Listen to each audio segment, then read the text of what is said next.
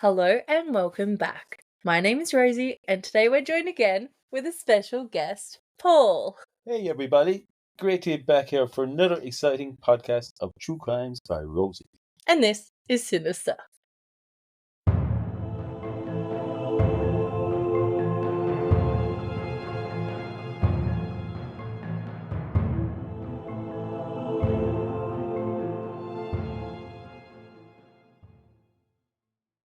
So first and foremost, this is a trigger warning for the mentions of sexual assault. Only mentions, no details, but it's there.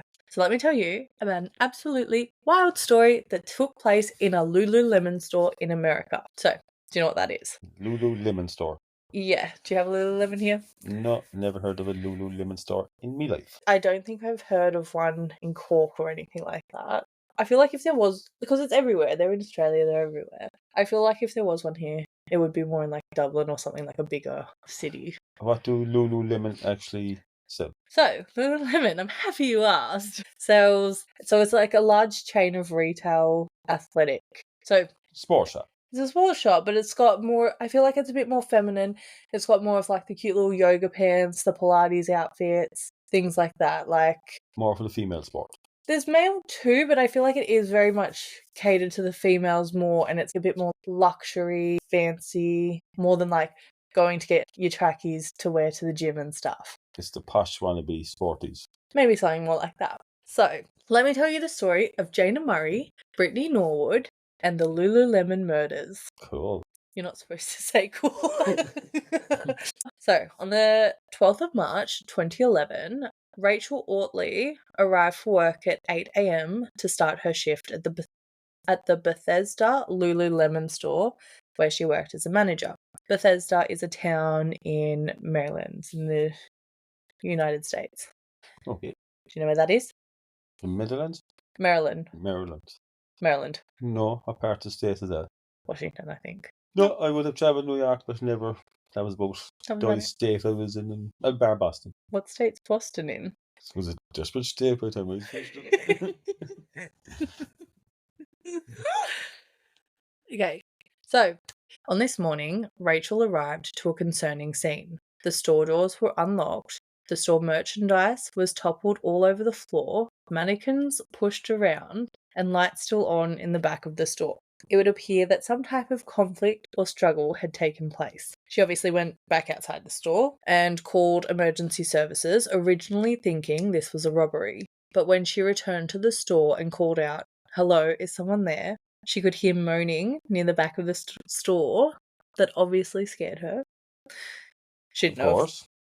Yeah, well, she didn't know if this was a robber or someone wanting to cause her harm or what was going on. So she went back out the front of the store and waited for police. Obvious thing to do. So directly next door was an Apple store, and there was a man named Ryan who was waiting out the front of the store. I believe he was just there on his own waiting. So Apple, the day before, had released a new iPad, and I think he was just wanting to be first in line to get it. But the Apple store did not open until 10. So he was 2 hours early waiting in line kind of thing. So Rachel went out, found him, and asked him for help searching the store. Ryan walked into the back of the shop to find two women. They were the two Lululemon sales assistants who had closed the shop the previous night. One of the women was 30-year-old Jayna Murray, who was found face down in the hallway in what could only be described as a pool of blood. She'd clearly been murdered and had a rope tied around her neck. The other was 20-year-old Brittany Norwood, who was tied up with zip ties. Do you call them zip ties here? Cable ties? Cable ties. She had cable ties, zip ties around her wrists and ankles, laying semi-conscious on the store bathroom floor. She did have cuts and wounds on her body and face, and there was some blood, but Brittany was still alive. So after seeing this, Ryan told Rachel to call 911 again, and when she did, she informed the dispatcher that she'd just called, but now she knows there were two people in the back of the store. One person seemed dead, and the other person is breathing and tied up, and now she needs an ambulance, as well as police. Shortly into this call, she informed the dispatcher the police from her initial call were arriving at the scene then.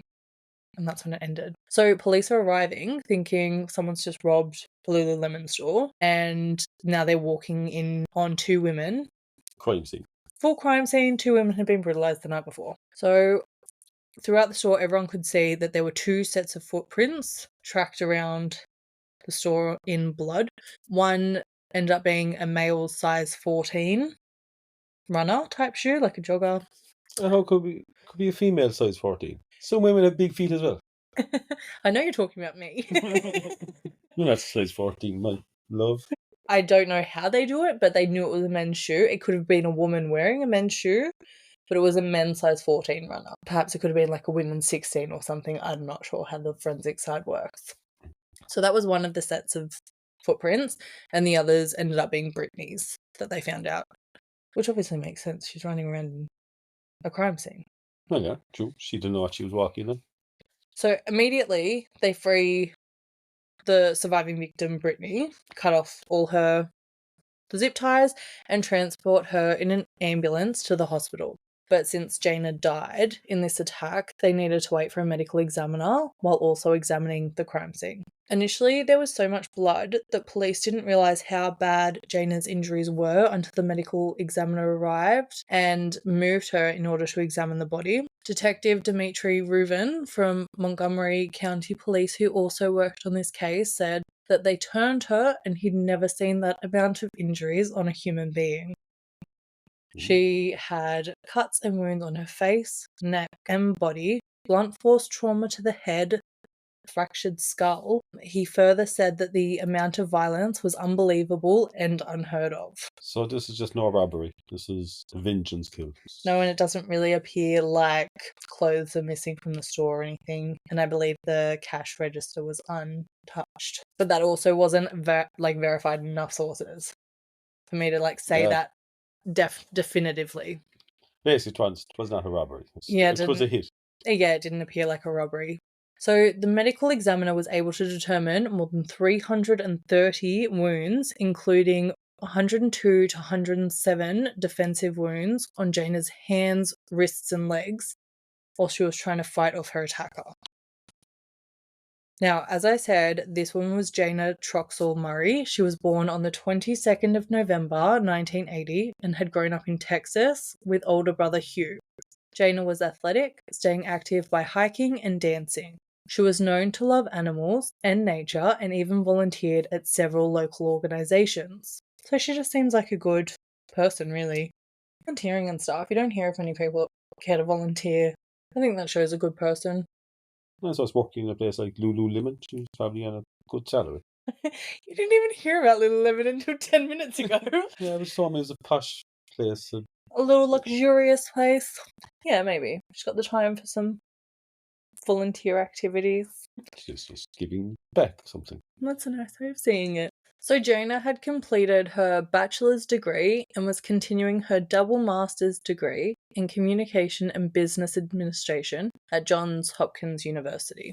She was enjoying working at Lululemon while continuing her education so much that she was in the process of writing her final thesis on Lululemon's business model and aspired to move to the Lululemon corporate office once she graduated.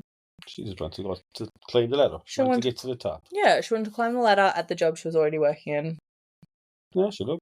You don't work a day in your life if you enjoy your job. That's true too. And I'd say she didn't. I'd say she really did enjoy it. Jayna also had plans of moving to the Seattle area, as that was where her long-term boyfriend lived. She had so much ahead of her that she was looking forward to experiencing. She don't sound like the person that you're going to murder so viciously like that. Well, no, she doesn't, does she? It doesn't sound like someone who has people after her wanting to cause her harm. What's she doing with her time? Studying, volunteering, working. Yeah, not the victim type. No, not someone that has people. That would create enemies. Yeah, no, I'm with you. She doesn't sound like that at all. So Brittany was able to get some help in the hospital, and shortly afterwards, Detective Jayna Murray was able to interview her to get any information about what horrific events took place for the 2 women the night before. So that woman, she survived fully? She survived. No. She's in the hospital, recovering from her injuries and stuff. No life-threatening injuries? It doesn't appear that way, no. Okay. So due to Jayna's injuries being much more severe than Brittany's, police believed someone must have gone there with the intention of killing Jayna, and Brittany was just kind of collateral damage in the process. Wrong place, wrong time. Yeah, basically that. So Brittany explained how herself and Jayna were working together on the 11th of March. Brittany was working 7 till 10 p.m, which was the closing time. They closed up shop and both left, but shortly afterwards, Brittany realised she'd left her wallet at work and had to call Jayna to unlock the shop for her. The alarm record showed that they entered the store again around 10:05 p.m.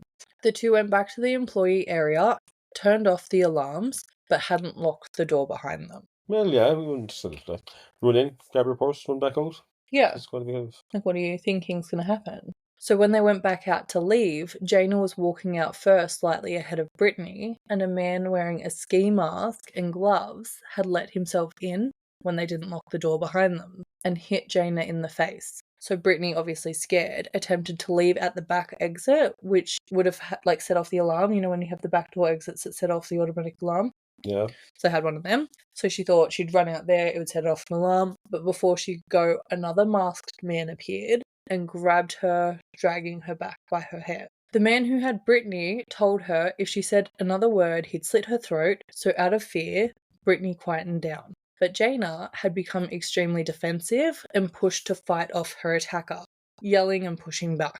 This made her attacker angrier, and so he just kept hitting her in response. But no, it's like these men, if they were out for Jayne or Brittany, you think they'd be waiting at 5 to 10.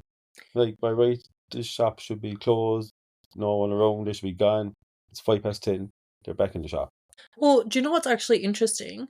It was supposed to close at 10. They had left at 9:44 or something like that. Well, they clocked out early. They had clocked out early. And that will come in later. So they'd left the store. Oh, I thought they were doing their full shift. Sorry, No, I didn't know that. No, sorry. Okay. I didn't know they were taking an early one. They left around 9:45, but it did say the shop was supposed to close at 10. Yeah, that's okay. That wraps that up. So he then dragged Jayna to the bathroom where she was sexually assaulted. Meanwhile, Jayna was still attempting to fight for her life. So Jayna was described later in news reports as a valiant fighter who would not have hesitated to protect herself and her co-worker. Well, she was into her fitness. She was well able. Instincts come in. You're going to have to fight for your life, to save your life.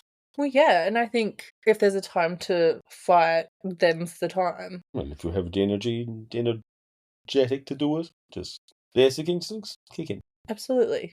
So the man who had Brittany was hitting her around the face and pulling at her hair when the other attacker who was with Jayna brought back the zip ties for Brittany's attacker, who then zip tied her hands and feet.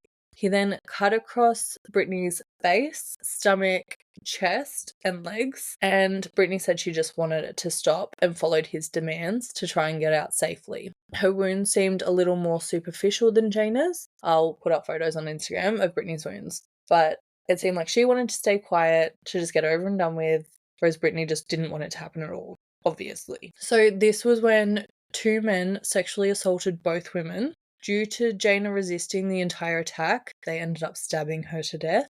But because Brittany was more compliant, just wanted to get it over and done with, without her throat being slit, they just kept her tied up and called her racial slurs due to her being an African-American woman. Brittany then mentioned she was also kept alive as she was more fun to have sex with. Sounds fair play to her. There is, I cannot picture a woman who would ever call rape sex, though. That was one thing that absolutely gobsmacked me, really. Yeah, and she boasting about that she was better being raped than Jayne. That's weird. Jayna, sorry. No, well, yeah. I just think the whole thing is so weird. Like, everyone reacts differently, but I just think it's an odd way for a victim to describe being raped, to be honest. You don't describe being sexually assaulted as it being sex, or that implies consent to me. Of course, especially when you're having cable tied and assaulted. Yeah, so like everyone does react differently. I just think that one really made me a bit ill. Now, Like, it doesn't really make sense to us. That story didn't really make a lot of sense to detectives, and there seemed to be some holes, so they released a statement wanting information on the two masked men. So once this story was out and in the media for public appeal, it absolutely terrified the community. With this, more than 300 leads were sent in and followed by the police department from the concerned community that obviously didn't like the idea of two killers on the loose. But 300 does seem quite high. I noticed that. So I was in a documentary and it was I think it was a police detective or something involved with the case, and he said it was 300 leads followed. From start to finish, this case is pretty quick. 100 leads, that sounds a lot. Well, it sounds like a lot to me. The killers get found very fast. Well, it is in a rough area. No, this shocked the community. Another one of those, like, very nice areas. This never happens here. Yeah, I'll say that after. I know. No, but that was what the source said, 300. Police also see the idea of two masked men as being ready to commit a crime. They've obviously gone out that night wanting to do evil. You don't go dressing up in a ski mask with gloves not to commit a crime, I feel, unless you're going skiing.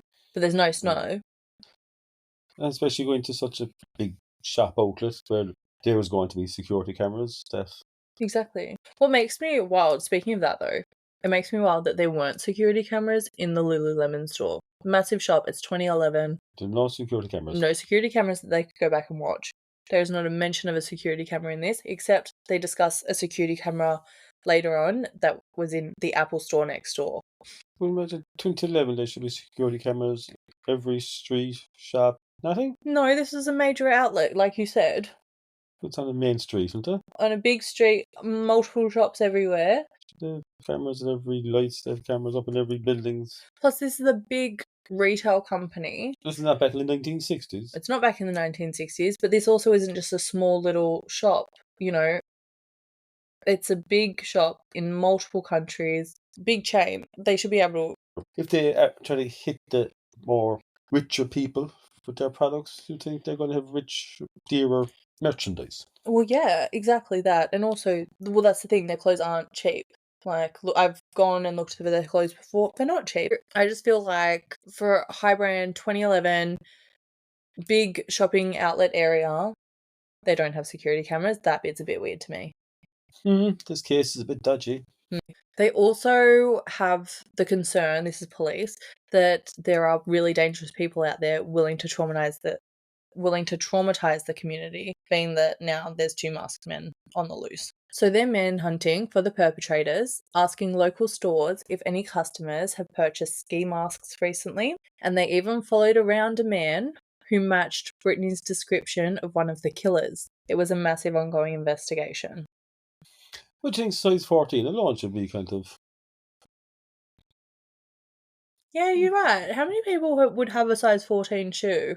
I remember there was a fellow I used to work with.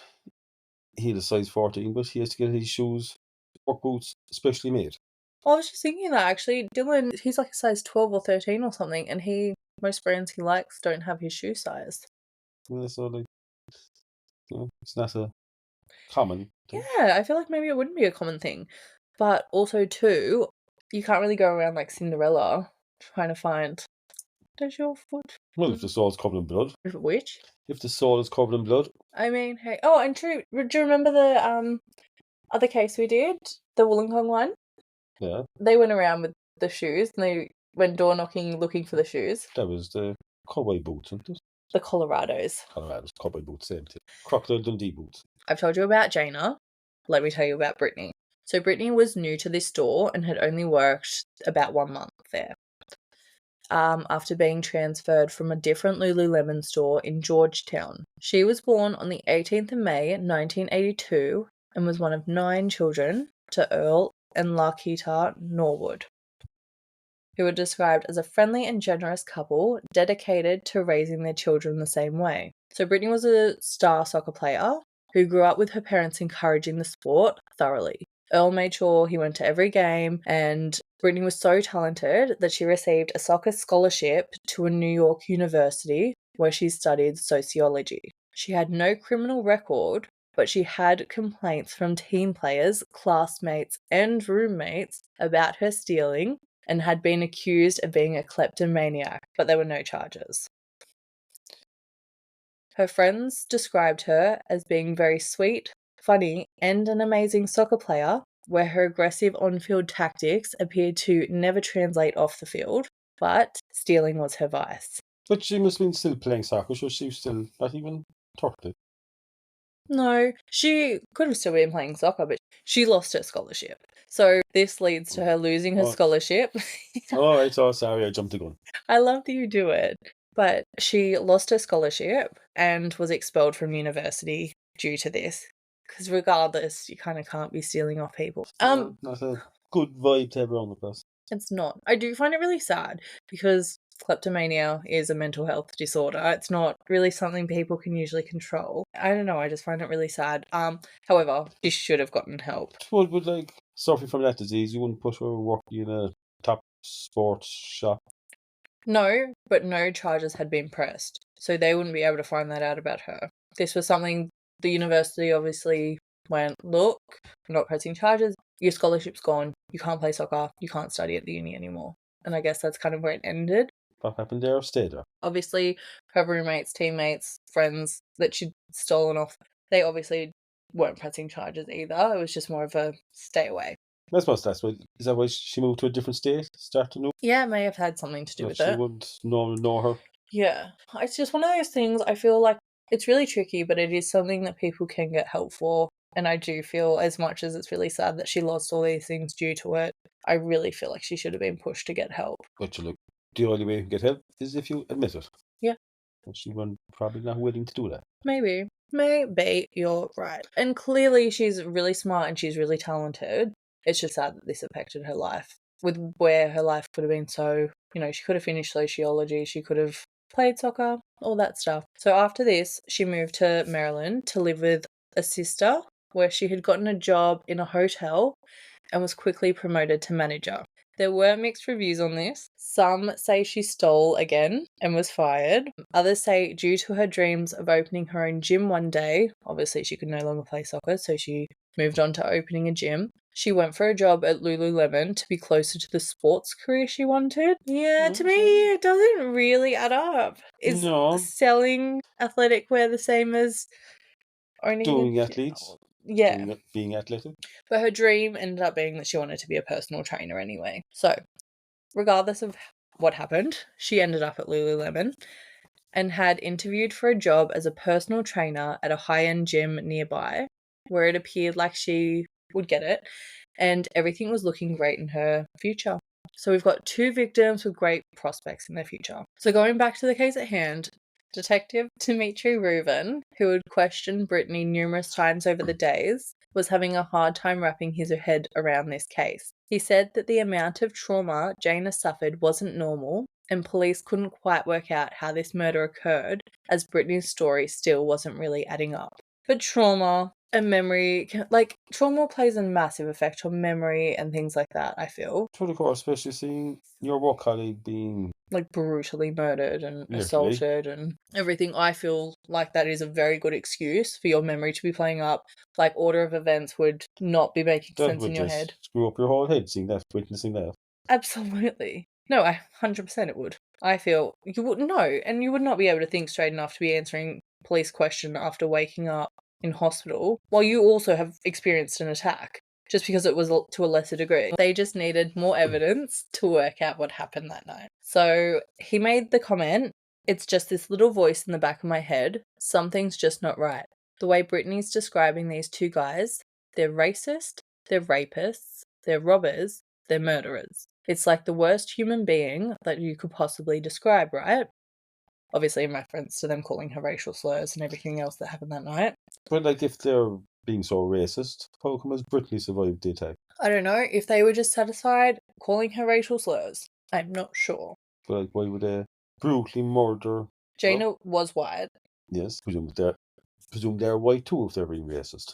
You would presume that too, but No, I don't know. But he then said, "It doesn't say 2 crazy people off the street.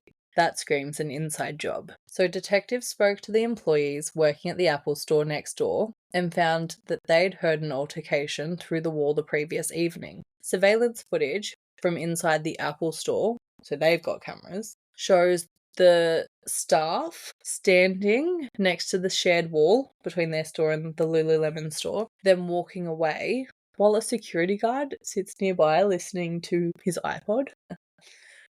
This is the security guard from the Lululemon shop or the security guard from the Apple shop? The security guard from the Apple shop was on his iPod. Not his shop, not he's involved. Probably didn't even hear anything anyway. But this altercation that they were seen on camera listening to at the wall happened around the same time the murders took place. Sorry, the murder took place. A man who worked at the Apple store said they'd heard screaming, so they went downstairs, and all of a sudden they hear a scream, and once closer to a wall, he hears two females. One was hysterically crying, and the other was asking what's going on. The one screaming calms down and starts talking, but he doesn't hear through the wall what she's saying, as she's kind of mumbling. He said he thought it was just drama going on with two girls. He said he only heard two female voices, no other voices at all, and due to it being just drama, he didn't get involved. This don't make no sense at all. Why? Was the Apple shop still open so that hour of the night? Yeah. I know, they're probably getting ready for their Launch the next day. There are two people screaming, like, not as if they're having an altercation, they're surely that they're screaming for their lives. Yeah, he just thought, just drama, and ignored it. No, I know. It's crazy to me.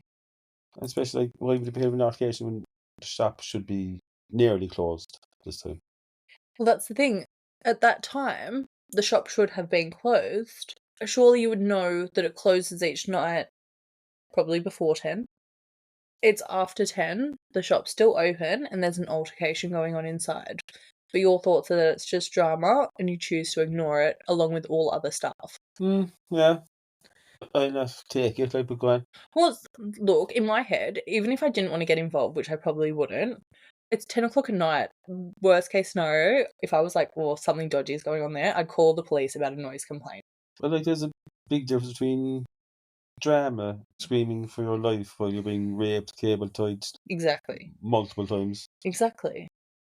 Right? It's crying, screaming. It's insane. And wait, because they testify in court later, and it gets worse. So while police continue to examine the crime scene, they found all weapons used in the attack were found in the store, most coming from a toolbox they kept, but also pegs used for holding up mannequins were used, and a knife kept at the opposite side of the store to where the attacks took place. Police had also found that the bloody footprint tracks all ended before any exit of the store. They didn't lead outside. So the killers never left the store with the shoes on, and soon after, they were able to find the shoes matching the footprints. That is a Cinderella case. It's kind of, well, no, yeah, Cinderella. Size 14? Bumberella? You even know what that means. I don't know, it just came to mind. They were a pair of men's size 14 Reeboks, had been rinsed off with water and hidden inside a shelf, still inside the store. Upon further investigation, they were found to have Brittany's DNA in them. So Brittany was only size 14, was she? But Brittany already had her own footprints around the store with her own shoes. So, Jayna had been gruesomely attacked, has over 330 wounds from at least 5 different weapons, including a knife, hammer, wrench, mannequin peg, and rope, while Brittany's were all relatively minor and quite superficial. They also appeared to have been consistent with self-inflicted wounds. Even the way she was tied could have been done by herself, as her hands were tied above her head and not behind her back, or something where it would have had to be done by a different person. She looks so confused. Yeah. I'm thinking back, like, why would you leave your shoes in the shelf at the scene? Rinsed with water. That doesn't get rid of blood or anything. But they can get DNA from shoes. Yeah. So taking them off. There was riots in Dublin back a couple months ago, and they looted shops and everything. And so some of the clowns actually looted sports shops. I remember seeing that on the news and left their shoes. Left their shoes and took new shoes. Yeah. And that's what most of my caught was DNA from their shoes. How dumb is that? Runners. Yeah. And plus these shops, they'd only have either lefts or rights. So they're running out the shop with either two left. Two lefts or two rights. But sorry, we'll get back to your story. Oh, thank you. So, additionally, the medical examiners found no evidence of sexual assault on either Brittany or Jayna. However, both women had the crotch part cut out of their pants. So there was no sexual assault? It doesn't appear like that. No medical examiner can prove that there was. The only thing that appeared to have happened to imply that there could have been was the crotches cut out of their pants. So Brittany's boss was just a load of trash. Not true. Yeah, it would appear that way. So they also found Jayna's car parked by a market, which had been moved 3 blocks away and had Brittany's blood on the door handle, gear shift, and steering wheel. So while police initially treated Brittany as the victim, the stories she was telling weren't matching up with evidence, and each time they brought Brittany back for questioning, they were noticing inconsistencies with her story, including her saying that she had never been in Jayna's car. When police informed Brittany that her DNA was inside it, with Jayna's blood as well, Brittany admitted to moving the car, claiming the men inside had ordered her to, and told her that if she didn't come back in 10 minutes, they would kill her. She also said that she had seen a police officer while she was moving the vehicle, but didn't speak to him. So there might not have been 2 dodgy males on the prowl to... Well, it seems like if they weren't, the motive wasn't to rape anybody. But was there actually even 2 males there at the scene? Well, that's what we're being told. So like could be easy for Brittany just to get a size 14 runner and just start running around the shop herself in it. Yeah, you are starting to connect some random little dots here. And thus, if these 2 assailants appeared to come out towards the shop and murder without any weapons, and all the weapons were used from different parts of the store, how were these 2 supposed to know where all these weapons are? However, we have also seen this before, if you remember Mark Valera. Yeah, well, he used to use house items, but they'd be easy to find. You know, you're going to a kitchen, you're going to get a knife. Bedside locker, you're going to see a lamp. But wouldn't you think, I would feel like a lot of retail stores would keep, scissors and a toolbox for random little emergencies and things like that. Yeah, but like the toolbox is not going to be on display. Plus, it's probably late night. Most of the lights are off in the shop. You have your toolbox and stuff in the store. Yeah, that's true too. Yeah. No. So I'm sorry. Go ahead and carry on. I'll make up my own story here. No, I love it when you start playing detective. It's fun. So, she'd seen a police officer, but she didn't speak to him. Witnesses claimed they had seen Brittany park the car near a farmer's market, and she sat inside for 90 minutes, which is odd if you have to be back in 10. It also came out during the investigation that there were allegations of her stalking an ex-boyfriend back in 2007, 4 years prior to the murder. A restraining order had been filed against her by this ex-boyfriend. Brittany apparently consistently rescheduled the hearings due to work conflicts, despite writing a letter of how serious the matter was to her. A year later, the warrant expired as her ex-boyfriend could not offer evidence of domestic violence claims. So again, this is one that there's no charges against her. Well, she seems to get away with a lot, don't she? It does seem that way, doesn't it? I think this is going to backfire in Brittany.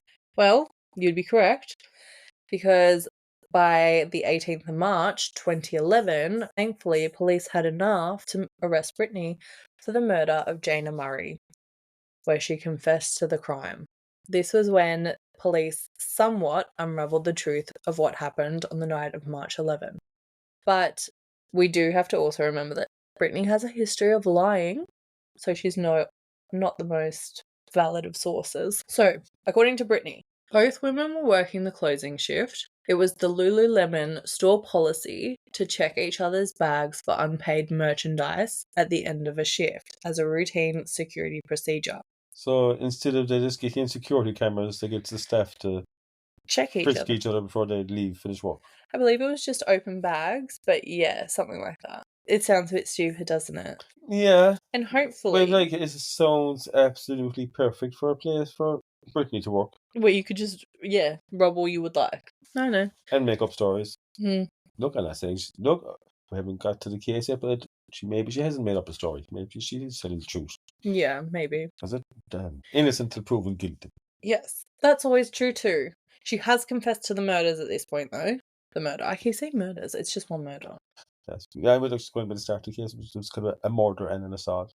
I did want it to really sound like she was a victim here the whole way through, and I even put off telling her backstory of being a thief and stuff till later, just because I really wanted you to see Brittany as a victim. No, this last thought of respect for Brittany when she was just boasting that she was better at being raped than Jayne. It's so... I just cannot imagine what goes through someone's head to say something like that. No, yeah, she's just kind of a different character. Yeah. So during the routine inspection, Jayna found a pair of the store's leggings in Brittany's bag. Oh, surprise, surprise. Surprise, surprise. How did they get there? And they still had a tag on them. And I suppose a security tag, and there probably no security buzzers on the way out the door. I'd suppose something like that is going on. So Brittany told Jayna that a particular staff member had sold her those pants that day, but couldn't find the receipt or proof of purchase. Jayna suggested looking them up on the store computer, but they'd already logged out and shut the computer down, and suddenly it wouldn't reboot. Yeah, sure. Look. Technology, it happens. Brittany might be just a bit unlucky. Well, that's exactly it. Probably not, though. So the two agreed to sort it out the following day and left in different directions around 9:45 p.m. However, since Brittany had arrived at the store 1 month prior, there had been an influx in shoplifting and cash going missing. So given that Brittany was the only new addition, management had started suspecting her of stealing and were on the lookout to catch her in the act before firing her. Now, police find out that she had moved to that store after being fired from the Georgetown store for stealing items and purchasing more than she's entitled to on her employee discount. And this was a Lululemon store as well. Yes, but they rehired her, knowing that they rehired her and transferred her to the Bethesda store, like start afresh. That don't make any sense either. It makes literally zero sense. But I suppose for a company that don't have security cameras, they don't have ways to communicate either. It makes no sense. You don't need staff that bad. I'm sure there would be so many people wanting to work at this store. You don't need to hire someone back who is a known thief. But that's the history of it. Now, the Bethesda store didn't know about this history, but they had their suspicions. They didn't know about one of their sister stores that was employed there. No, they had no idea that she had been fired from another store for stealing, and they had to try and prove that she was the one stealing in order to do anything about it, to get rid of her. Had they just known... But is that the reason why she wasn't fired? And that the other store wasn't informed of her history? What? They might find a way of catching her out and firing her. They might be able to prove. Well, maybe it was like they needed more to press charges or something like that, or maybe the previous store was just a suspicion as well and they fired her and it was too early and she, there's claims of unfair dismissal and things like that. Yeah, true. Maybe, yeah. Maybe. I don't know the backstory, but that's that part. So once Brittany walked out that night, she realised that her dreams of becoming a personal trainer would be at risk if the store pressed charges, and she would definitely lose her job as a sales assistant at Lululemon. So that's 2 dreams gone. She attempted calling Jayna to talk it through with her. However, Jayna was already on the phone to the employee that Brittany said she'd completed the purchase with. She called her to confirm if she'd actually sold Brittany the clothing, which obviously the other employee had not. Jayna then called the store manager to inform her that she'd bag-checked Brittany, who had stolen clothing from the store, and the manager told her she would deal with it the following day, and it was implied that Brittany would be getting fired from the position. Brittany called Jayna again, this time she did answer, and told her that she'd left her wallet in the store and asked to be let back in. There was never any indication or proof that she'd left anything in the store and needed to be let back in. On returning to the store at 10:05 p.m, Jayna disabled the alarm. It was around this time that the staff at Apple were listening and could hear the commotion that they thought was just drama. So what was actually taking place is unclear, as Brittany's not explicitly stated, obviously, and the staff listening from the Apple store couldn't hear it clearly when the women were speaking quieter. But it seemed to be that Brittany tried to downplay the theft and Jayna refused to listen or told her that she'd already contacted the manager about the theft, and Brittany began fighting with Jayna, and this was loud enough for the staff next door to hear. That was when Jayna said, "Talk to me, don't do this, what's going on?" followed by screams. Brittany then began hitting Jayna on the head with a large iron bar and dragged her towards the back of the shop. Jayna remained conscious as her skull was being crushed with the bar. The staff at Apple could hear Jayna say, "God help me, please help me." They heard that. They heard that, thought just drama, didn't call anyone. Brittany left her to find the store's toolbox where she used the box cutters, hammer, and wrench. Again, Brittany left to find more weapons and brought back the mannequin pegs. She regularly stopped and went and got more weapons, returned. This was a slow and torturous process for Jayna, who was still alive the entire time. She had 330 wounds on her body, as I said, and between 102 and 107 defensive wounds, as she was still attempting to stop the attack. So for at least 107, she was still alive enough to be attempting to stop the attack. Brittany again left Jayna, returning with the knife from the opposite end of the shop and returning to stab her in the head, stabbing her brain, and in the back of the neck, which severed her spinal cord. It was the final 332nd wound that killed Jayna. The rest she unfortunately endured. She would have been completely paralysed as it severed her spinal cord. We also don't know at which point throughout this that Brittany tied the rope around Jayna's neck either, but that happened. Don't you think that she would be able to bleeding out from Before all the stabs and wounds. the wounds and the belts to the brain? And All forensic evidence showed that she was alive until the very last one. she must be a hardy bit of stuff. I'm sure she is, but that's just torture. No, I'm just saying it must be pure not a torture to gone through all that. To basically just survive all that. Yeah, but like, she was described as a fighter. I know, but there's Rocky and there's Jayna, like. There's Rocky and there's Jayna. Yeah, like Rocky was a fighter, like. And Jayna's harder. She's a fighter. She is a fighter. Jesus Christ, to get 300 and how many? 332. 331. She survived. Yeah, that's insane, isn't it? That is beyond insane. Yeah, no, clearly a fighter. Obviously, this is absolutely horrible, but she survived 331 wounds. To fight for 100 and, like, that, I can't even imagine. But like that, Brittany must have been a fair hardy person herself to do that amount of stabbings and beltings and take breaks and come back and get different weapons. Yeah, I think if anything that shows how sick Brittany is to be able to do that. But like, surely Jayna must have lost consciousness, or that she was really paralysed of some sort, that she couldn't run or move out of the store in between these breaks of Brittany going getting different weapons. Well, that's the thing too. I hope that she was like unconscious or something, and that's why she didn't shout out for help, but she looked at you. Apple were more interested in their launch the following day, instead of a woman getting absolutely brutally murdered there up the side of the wall. No, I know. It makes me so angry because you know the difference between a drama scream and a gut-wrenching, "Please help me, I'm being murdered" scream. There is a massive difference. Yeah, they can be. Some drama screams can be dramatic. But in saying that, Apple needed to release a new product. They were selling that product. So, Jayna's injuries were so gruesome that her family weren't able to have an open casket at the funeral. Absolutely disgusting. It is. It's probably more disgusting that she survived it. I'm not trying to be mean or anything, but to think of the torture. To think of the torture, that she actually survived all that until the last stabbing.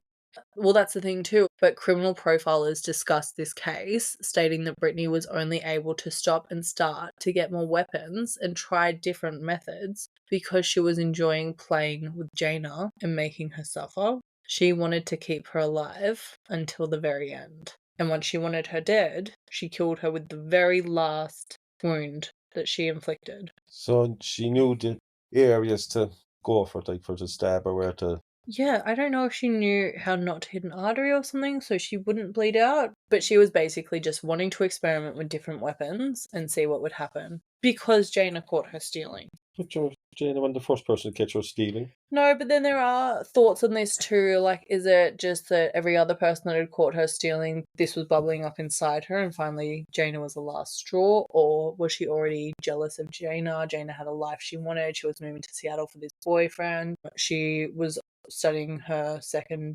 master's degree. There's so much. Jayna was going to work her way up the ladder in a field that Brittany was so interested in.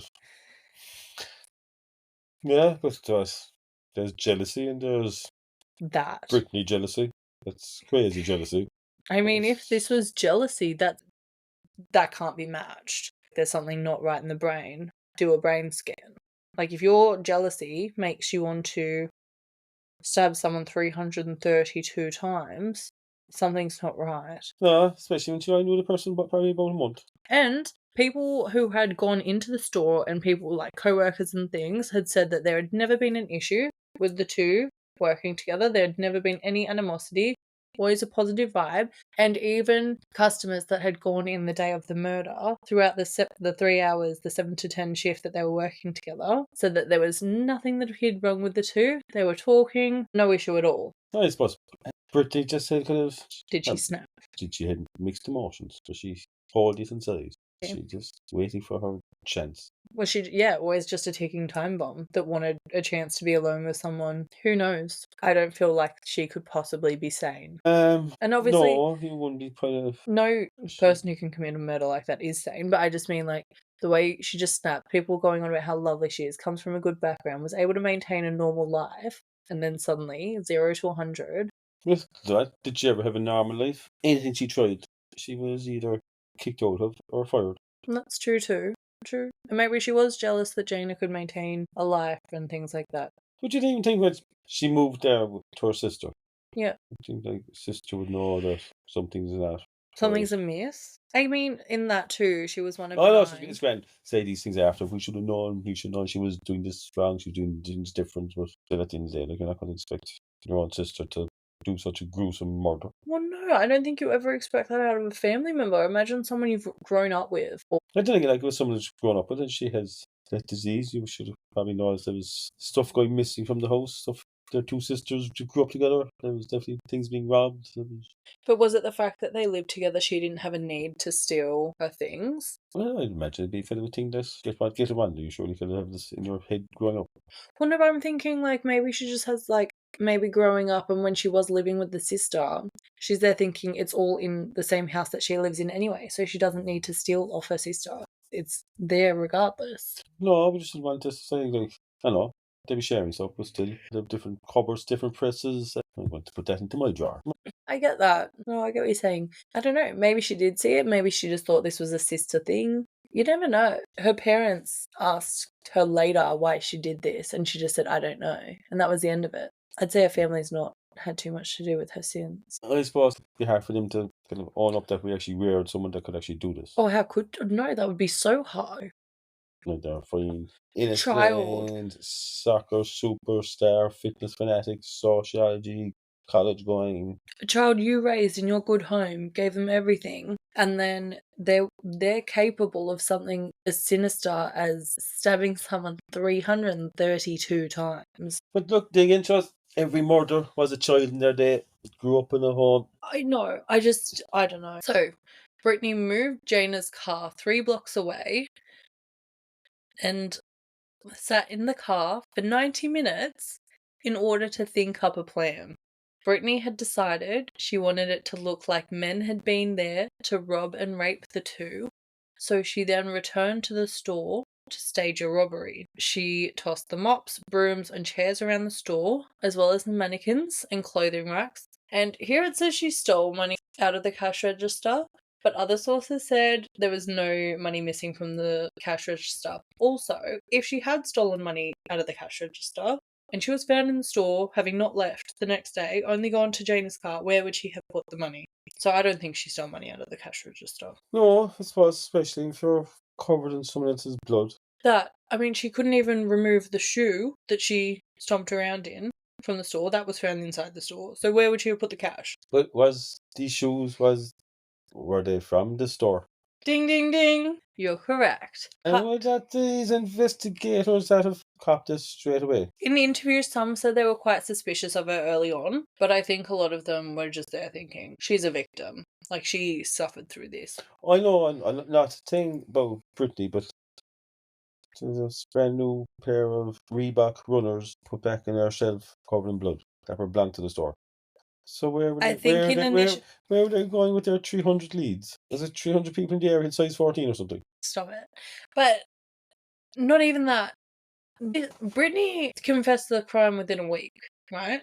So that's what I'm saying. This happened very fast. 300 leads. Like, what are they doing? They're finding evidence. Not long later, she's confessing. There wasn't a lot of time between this. So, Brittany cut Jayna's pants and molested the body in a way that she thought would give the impression that Jayna had been raped, although the medical examiner said that there was no indication of that occurring. But how could they rape according to them? There's no men there. Women can rape too. My thoughts are, she molested the body, right? But regardless of anything, if you're gonna rape someone, you're either not wearing a condom or you're wearing a condom. If you're wearing a condom, there's traces of the condom inside. If you are not wearing a condom, there are traces of you inside. There was no male traces inside. But you're just saying to me that women can rape as well. They can, but I'm talking male on female rape. Oh yeah, that's what I'm saying, but I don't know. But no, obviously women can rape too. It's just different DNA you're looking for if it is a female rapist. But no traces of anything in terms of like semen, DNA, or condoms, latex, any of that found internally. Yeah, sure. Saliva, give me that one. Exactly. What do you reckon there should be that of? Brittany's saliva on the body. Do you think on this stabbing, belting, that there should be spit coming out? There should be sweat. There should be particles of her clothes. There should be even Jayna's blood should be on Brittany, in her nails, in her hair. Well, yeah, you would think that too, wouldn't you? So I'm not really sure what this is. I think this one's insane because it's 2011, and there are aspects of this case that make me feel like it's from the past. It is. Well, the no cameras thing, yeah, is definitely from the past. That is back in 50s, 60s, like. It's a lot, isn't it? I think especially for such a high-branded store that don't have security cameras, that's using staff to check other people's bags for security checks. Alarms could just switch on and off like that. That most places would be kind of timed alarms. Or I know for certain, like normally, some of them would be on timers, some don't, that you can. Yeah, it's just And also, I feel like a lot of places would have, if they then haven't clocked out with the alarm again, that's being sent to someone. You'd imagine, it's not like all these security firms that would have to ring up a manager, ring up someone that your store, your alarm system is still not in operation after it's closed time. Yeah, but no, nothing like that. The manager of the store had to walk into this the following morning. Like, what's that? 10 hours later at 8 a.m. The store closed at 10. And I'd imagine there was still no alarms put off. The alarms weren't set for the whole night. No. And the store door was still open. And there's just one sham outside waiting for a new iPad or Apple Mac or iPad. Yeah, I think was the iPad 2. So Brittany then found the men's size shoes for sale in the store on a shelf. She put them on, stepped around in Jayna's blood before walking around the store to leave the footprints. Brittany stayed at the store, cutting herself, which was significantly less trauma to the body than what Jayna had endured. She cut her forehead, breasts, stomach, legs, cut a hole in the crotch of her pants as well to appear like she too was the victim of sexual assault, and then tied herself up with zip ties to go on with her claim of 2 masked men. A forensic expert at the trial later testified that the blood on her face from a cut on her forehead had dripped straight down, which suggested that she had been upright most of the night, not lying on the bathroom floor where she was found. Yeah, Brittany didn't do a lot of planning in this. As I said, it was just a moment that she just triggered off that this was not a planned attack. Well, like, yes and no. See, this is what gets argued later. But there must have been some part of it planned, because why would she ask Jayne to go back inside the store as opposed to just being like, hey, can we meet up for a second? I need to talk to you. She let her open up the store and took her into the far back to talk to her. Not out on the street where anyone could have interfered. I know, there's no proof that she did leave her purse behind, or she didn't leave her purse behind. I know, there's no proof of that, but look, maybe it was somewhere where there was a bit of quietness. It was off the street. It was 10 p.m. Who's on the street? They closed up early. It clearly wasn't busy enough out. Exactly. I suppose like you know, like people out in the streets, like people going to restaurants, bars, clubs. Yeah. Brittany had from 10 p.m. until 8 a.m. to stage a perfect crime scene. And thank goodness she couldn't do that right. She'd also spent 90 minutes sat in Jayna's car planning this. Yes, sat in Jayne's car covered in Jayna's blood and her own blood. Yeah. And then the first thing she says is that she never was in that car. Yeah. That 90 minutes in the car kind of didn't do her any help from coming up with an alibi. Well, no, it didn't. And also, why? I just don't understand why she got in the car to move it in the first place. That don't make no sense either. Why would you move her car 3 blocks away?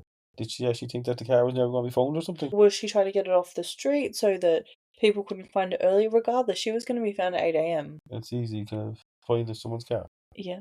I really don't understand the point of her moving the car, but thank God Well, she like did. if she moved the car 3 blocks away, then she'd have to come back to the shop and covered in blood. Yeah. And witnesses had seen her sitting in the car. There were witnesses that said they saw her in the car for 90 minutes. That's why she had to admit that she was in the car for 90 minutes. So people saw her looking like this. Well, maybe like she mightn't have done the wounds herself at this stage, but she'd surely be covered in blood from Jayna's body. She definitely hadn't done her own wounds at this point, because that was a later decision to make it look like the robbery. Say she had washed her face, washed blood off, and it was just remnants found. But like the amount of the wounds that she... You would need to scrub in a bath, a shower. That's huge. She did a change of clothes and Lululemons or what? Oh, well, that's true too, actually. It's the clothing. But she had her new pants in a bag, and a store unoccupied by anyone else. No security cameras. I do actually wish we knew what clothes she was found in. Well, surely she wasn't going to get dressed in brand new Lulu clothes and... Also, too, I think you should have been an investigator for this case. Maybe the first 5-10 minutes I was feeling a bit sorry for Brittany, but how Jayne was getting such a brutal killing and... She wasn't coming anything, and they were racist, but Jayne was murdered and she wasn't. I know you were asking all that question. I don't think Brittany had any planning put into this. I said it's just something triggered in her head, and she just went ahead with this and tried to come up with some makeshift story that was not going to work. Yeah, and that's what her lawyers tried to claim as well. So the next day, the management clearly weren't addressing the shoplifting allegations after Brittany had been taken off to the hospital after being brutalised for the entire night and witnessed the murder of a co-worker. It would have been the last thing they were worried about, so that part didn't come up until management were asked after Brittany had been arrested for the murder. So that's why they never came forward about theft allegations or anything like that, because why would you bring that up about a victim?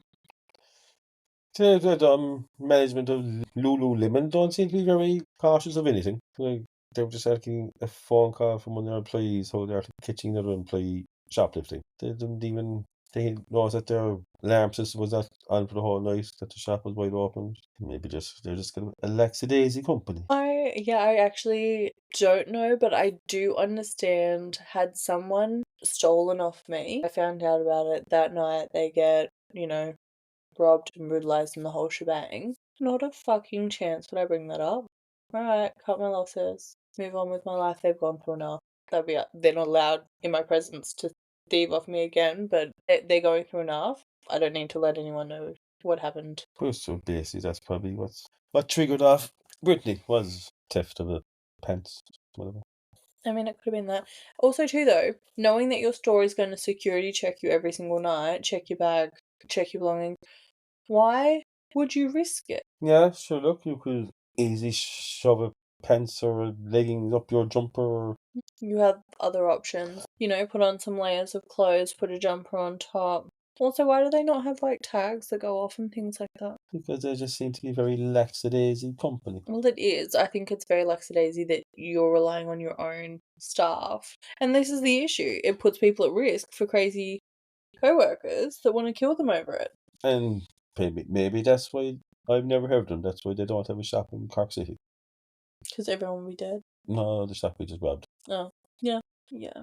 I would say no, because I know there's, like, some in the UK and stuff. There'd have to be one in Dublin or something. But wouldn't Dublin be worse? Yeah, and no, that's what's look, Cork City's kind of getting the worst name at the moment because they've just not Cork City just have no policing compared to Dublin. There's like that's why Cork City's nothing going for like all these shop outlets are moving out of Cork City Yeah, to be fair, for a city, it's not got a lot going on. just because it's not police, it's just being left run down. We really get off track. We really get off track easy, though. I loves it. At trial, Brittany pled guilty. Obviously, she'd already confessed, but she claimed it wasn't premeditated. She simply lost it. This was because As I was saying earlier, it wasn't just something clicked. she only claimed this because the homicide laws in Maryland mandate that premeditated murder, which would be classed as first-degree murder, would result in life imprisonment without any possibility of parole. So I would claim that it wasn't premeditated too. Because you have no lesser sentence. If you're done for premeditated murder, first-degree murder, you're getting life in prison. It's stabbing a person 332 times and that to be classed as first-degree murder. We will get there. I will talk about Okay. this. Oh, sorry. No one loves it when you jump the gun. I do, because I know I'm answering all the right questions. Yeah, easy to know I haven't read this script. I know nothing about this case. I know. So, whereas second-degree murder, if it was just a spur-of-the-moment murder, the maximum sentence would be 30 years with a parole eligibility after 15. So that's a much better sentence, obviously. You can actually get out and live a life. Which, like, that's why no one's going to admit to premeditated murder. No one would want to be charged with first-degree murder. So, my issue with her claiming it wasn't premeditated is that she called Jayna and arranged for her to return to the store, which seems like she already had a plan to me. She also stabbed Jayna 332 times. Each time she could have stopped or chose not to continue or kill her. Each time she left the area to find a new weapon, she could have stopped while Jayna was alive. That sounds like first-degree murder to me. She had so much time to decide to stop. So many opportunities to stop. Well, yeah, I suppose. Yeah, as you say, she did bring her up and call her back to the shop. Was it for a chat or was it to murder her? Did she leave her wallet? We don't know. We will never know because, But no, I say she was more worried about her job. I would say so too. And I would say that it would take a lot of effort to stab someone 332 times. That sounds like first degree to me. In my head, Brittany was enjoying this. Yeah, it definitely sounds like that she was getting some sort of thrill out of the whole murdering and seeing a person suffer. The prosecution argued this as well. They accused Brittany of luring Jayna back into the store after they had closed in order to commit the murder, proving premeditation. The defense tried arguing that Brittany just lost it after talking to Jayna about not saying anything about the pants, and they said that the sloppy cover-ups proved that she didn't have a thought-out plan, which I do understand in a sense. It wasn't a good plan. I will say it's original. Tie yourself up next to your victim. Yeah, but a few scratches and bruises compared to gruesome murderers. And I feel like had she said something like, an ex-boyfriend of Jayna's came through and tried to kill her, and because I was here, he hit me a few times as well, that's so different than, like, I was a good ride, they wanted to keep me alive. Yeah, that's not a alibi. No. She probably wanted to kill her when she rang her to bring her back to the store. Matter of 5 minutes, thinking, oh God, she caught me with a pence in my bag. Yeah, they would have returned to the store 20 minutes later. But also too, you know how I said we'll come back to the Apple store? The employees testified that they heard what Jayna was saying and that they heard the hitting, dragging, and screaming. The manager of the store testified that he didn't call authorities because he thought it was just drama on the stand. Said that. Don't be like that guy. That's more of a sentence don't make sense. If they could hear kicking, screaming, belting. Dragging, hitting, screaming. You're hearing a metal bar up on someone's skull. Your ear is to the wall next door. You're hearing, dear God, help me. You know that's not just drama. That's a person being brutally murdered. That's a person dying. I'm dramatic. I loves the drama. Have I ever? What? Screaming, belting, dragging noises. I know you're dramatic. But if you heard those noises, would you go, Rosie's being dramatic? No, I'd say that's not drama. You know drama. Drama's not that. Someone being brutally killed. Exactly. It makes no sense to me. That part of the case drives me wild. Well, if they could hear it so clear, just 2011, like there's probably soundproofing walls. They might have heard a few bangs, or they might have heard someone shout or something. They're quoting Jayna. The walls, imagine them shops aren't like the walls here that you'd hear the next door neighbours talking. No. Imagine these should be soundproof walls. They should be, but they can hear everything. Are they not being the drama ones and saying that they're hearing these things? Well, no, because the police pulled up security footage of their store and could show that at the time the murders were happening, there was staff with their ears up against the walls because they could hear the drama. I think these people had their ears up against the wall because they knew someone was getting murdered and they didn't intervene. Their ears were up against the wall. They heard it. Dear God, please help me. So, on the 22nd of January 2012, Brittany was sentenced to life in prison for first-degree murder.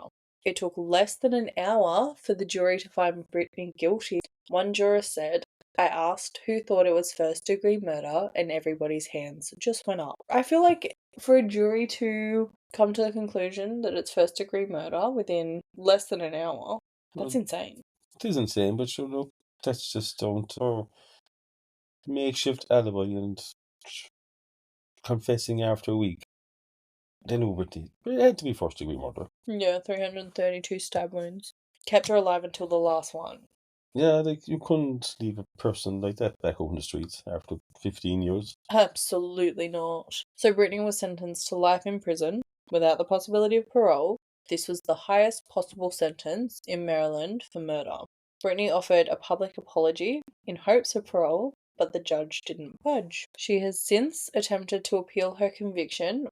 This was in 2015, with her defense claiming Brittany had not been read her Miranda rights and was questioned improperly. Maryland court rejected that. Yeah, she just could have putting his short straws here, I'd say, just to...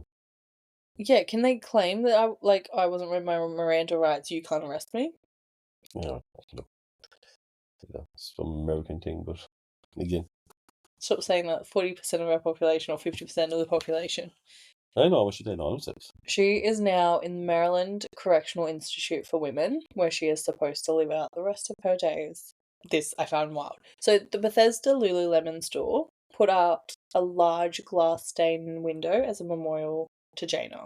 It was this colourful mosaic with the word love written on it, like across several feet. It was huge. On top, as you walk in, on the outside, you can see it on the outside of the store. 7 years after the murder, that store closed and they were moving to another location in the area. So they gave Hugh, Jayna's brother, the window so he could have his own memory of his sister. He said he couldn't wait to celebrate this, and he has 3 kids now. He wanted to celebrate it with them. They all were born after Jayna passed away. He was like, great, we can celebrate my sister, all this stuff. They were going to, I think he lived in Richmond, so they were going to ship it to him, which, lovely. However, I think this is so odd. The store said they were getting rid of it because it wouldn't fit with the decor of their new location, and I just don't think that's the right way to go about that. We don't want it, so do you want it? Yeah, like, it costs us too much to get rid of it. So. We'll ship it to you. It doesn't fit our aesthetic of the next store. You can have it. You designed it. You put it up. Also, I don't think there should be a memorial at a shop that she didn't pass away at, but I think the idea of a memorial is nice, regardless. But saying like, oh, it doesn't fit the decor. Yeah, but anyway, I suppose. Do you want a memorial in your store of one of your staff being murdered in your store by another one of your staff? When you put it like that, no.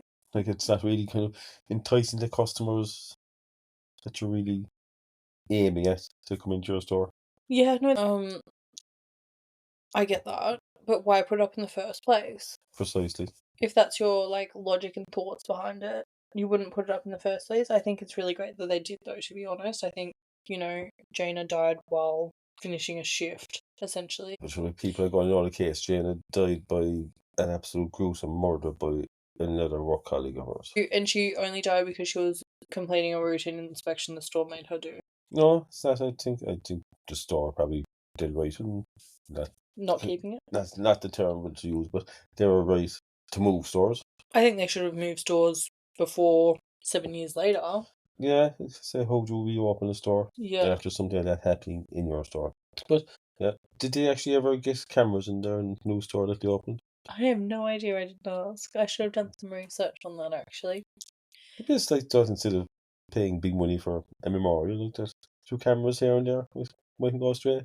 That's true too. These are buzzy oaks when you go past them grabbing stuff that the tags just beep beep. Yeah. And using this kind of work colleague looking, checking each other's bags. Yeah, I don't think that's appropriate at all, and I think it creates tension in the workplace. A colleague doesn't need to die because they were following store policy. I probably repeated that statement so many times, but it is. I know, but look, it's true. But it's it's kind of old-fashioned way of doing things. In 2011, in all my days, 2011. And I think that's once the store is opened to the store is closed, that there should be always some security personnel. Even if he is like the Apple fella on his iPad or whatever he's on, at least there's someone there in the corner that might. Yeah, look, what was he doing there? I don't understand. He's just chilling out. He was just probably queuing online for his next new Apple iPad. So. No, it wasn't. It was an interesting case. But we're not done. Okay. Wait, we'll come back. Hold that thought for 2 seconds.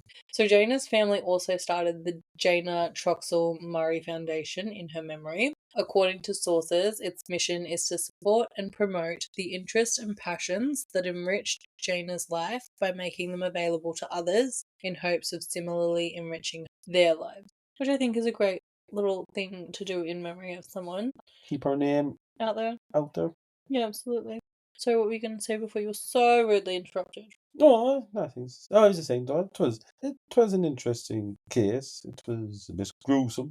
At the end of the day, it was basically a psycho that just flipped.